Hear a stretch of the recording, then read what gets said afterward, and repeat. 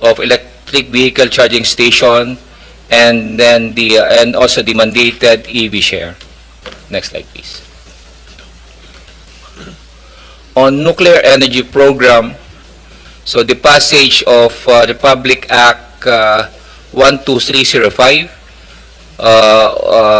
or the Philippine National Nuclear Energy Safety Act would provide the institutional and regulatory framework to ensure the peaceful, safe, and secure use of nuclear energy in the country. It also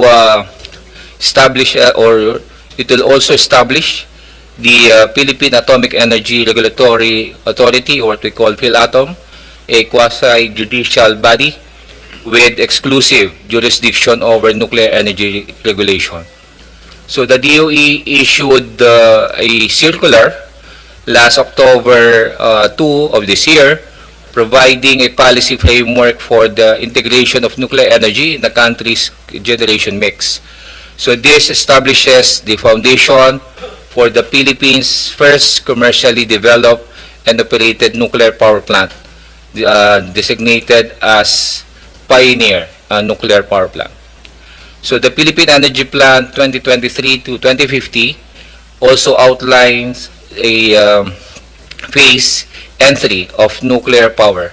And to sustain momentum, the Nuclear Energy Program Interagency Committee has set targets covering legal frameworks and the IAEA compliance, public acceptance, the human resource and supply chain development, regulatory setup, and the initial bidding, construction, and operation of nuclear power plants.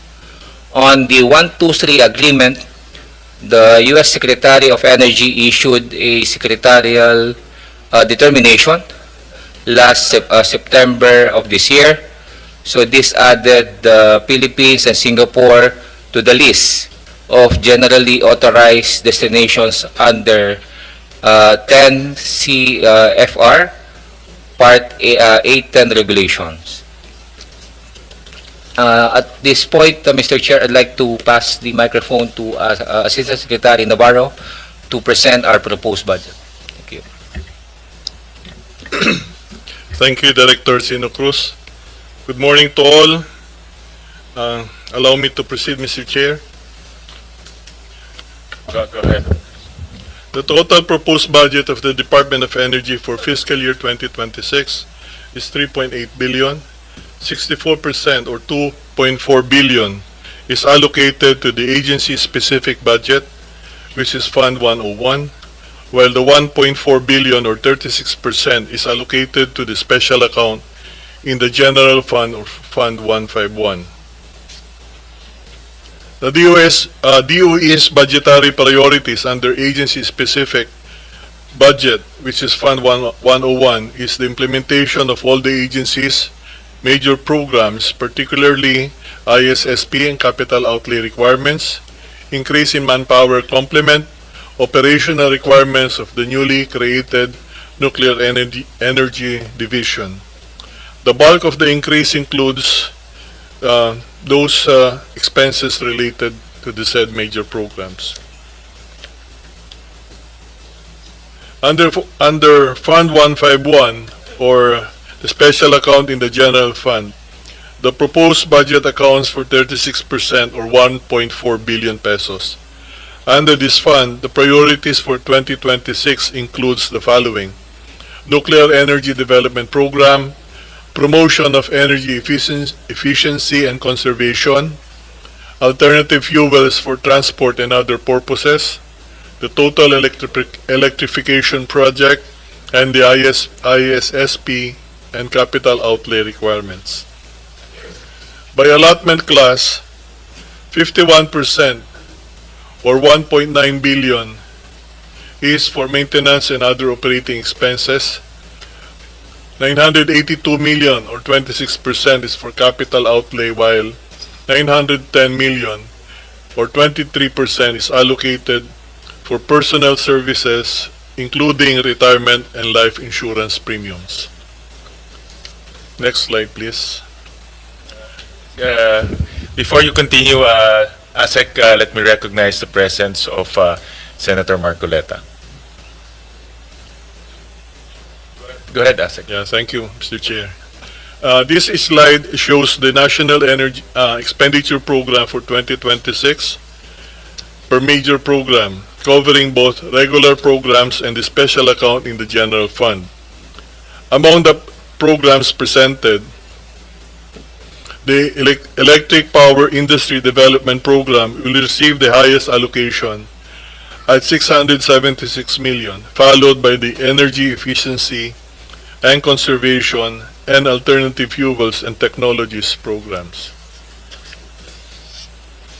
By budget utilization, covering the period from 2019 up to September of 2025, fiscal year 2023 recorded the highest utilization rate of 99%, with 2.331 billion pesos obligated out of the 2.362 billion pesos total budget allotment for that year.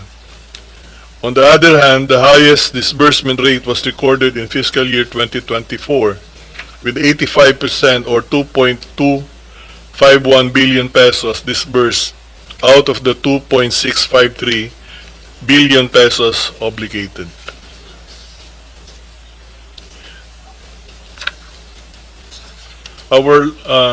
This slide shows, in line with the Department of Energy's objective to ensure energy security for the country, we respectfully seek the committee's consideration for additional funding for fiscal year 2026 to support our proposed Philippine Gradiometry and Scientific Survey project, which aims to acquire modern geophysical data to enhance the petroleum prospectivity of underexplored areas in the Philippines.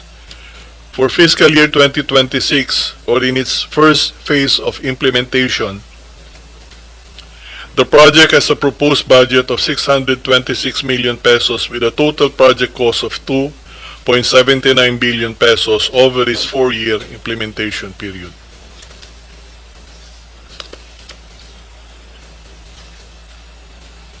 Next slide, please. Presented our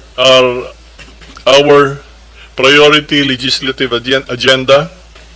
The key legislative priorities of the Department of Energy are amendments to the Electric Power Industry Reform Act, which will strengthen the ERC, NEA, and the powers of the DOE. Amendments to DOI Deregulation Act, which shall incorporate fair trade practices and safeguards, as well as the authority of the President to suspend or reduce excise taxes on fuels. Amendments to Biofuels Act that will allow imported blend if domestic supply is expensive. Waste-to-Energy Bill, which aims to allow the use of waste-to-energy technologies in electricity, fuel, and heat generation. Energy Transition Act, which mandates the country's preparation of the energy transition plan that shall include national targets, annual target reduction of GHG emissions, and compliance mechanisms. And the last is the Energy Storage Bill, which aims to improve the reliability and flexibility of the grid to accommodate the growing demand for cleaner and renewable energy sources of electricity, such as, but not limited to, solar and wind as part of the country's just transition plans. Under the reference scenario of the Philippine Energy Plan 2023 to 2050, we see a significant expansion in power generation from 111.52 TWH in 2022 to about 453.81 TWH by 2050. In 2022, coal provided nearly 60% of the country's power supply. By 2050, this significantly drops to 14%, reflecting our efforts to transition to cleaner and more sustainable energy sources. At the same time, natural gas plays a critical role as a transition fuel. Its share increases from 16% in 2022 to 35% by 2050, giving reliability and flexibility support to balance variable renewable energy while ensuring a stable power system. Mr. Chair, that ends our presentation. Thank you. Maraming salamat, Asek. We now go to ERC, represented by Chairman Juan.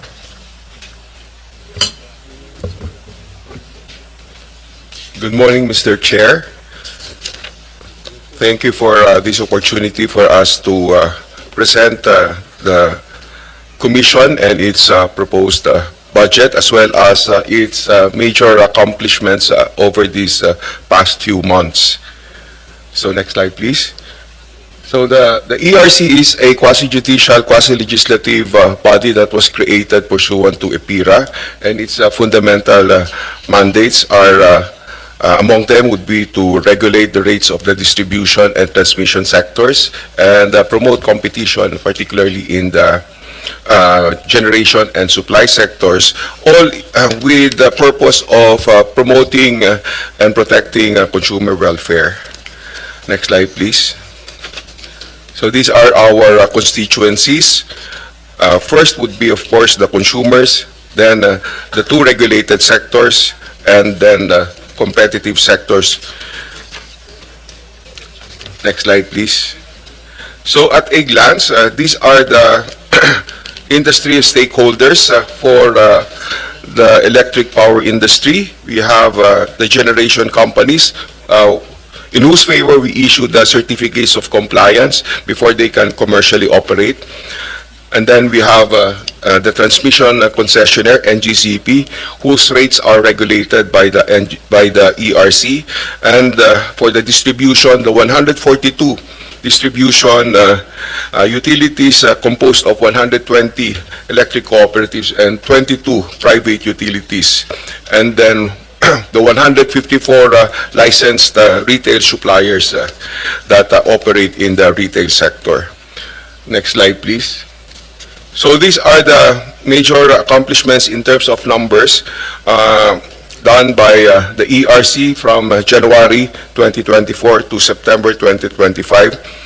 Being a quasi-judicial body, we issue orders and decisions on cases filed with ERC, and among the cases filed would be power supply agreements, rate reset, approvals of CAPEX, approvals of point-to-point connections by generation companies, and as well as issuance of orders penalizing industry participants for violation of rules, and issuance of rules and regulations to govern the different sectors of the power industry. Next slide, please. So just to zero in on the accomplishments of the ERC these past 2 months, from August to October 2025, we have already issued 449 decisions and orders. Of these, 78 were final decisions, 310 were final orders, and 61 orders were interlocutory, and they are either the provisional authorities and interim relief orders. We have also, as part of our licensing functions, issued already 1,658 certificates of compliances, provisional authorities to operate, and the COC for our distributed energy resources for the net metering customers or the qualified end users, and we've issued 1 retail electricity supply license. Insofar as the issuance of the relevant rules and regulations that will govern our rate setting moving forward, we have actually already approved the revised or the rationalized rules for setting the distribution utilities rates under the PBR, and together with the issuance and approval of this resolution, we had to decide on what valuation methodology to adopt for Meralco in relation to the Supreme Court ruling in Nasicor versus Meralco, and we have adopted the trending method for this, so it can also proceed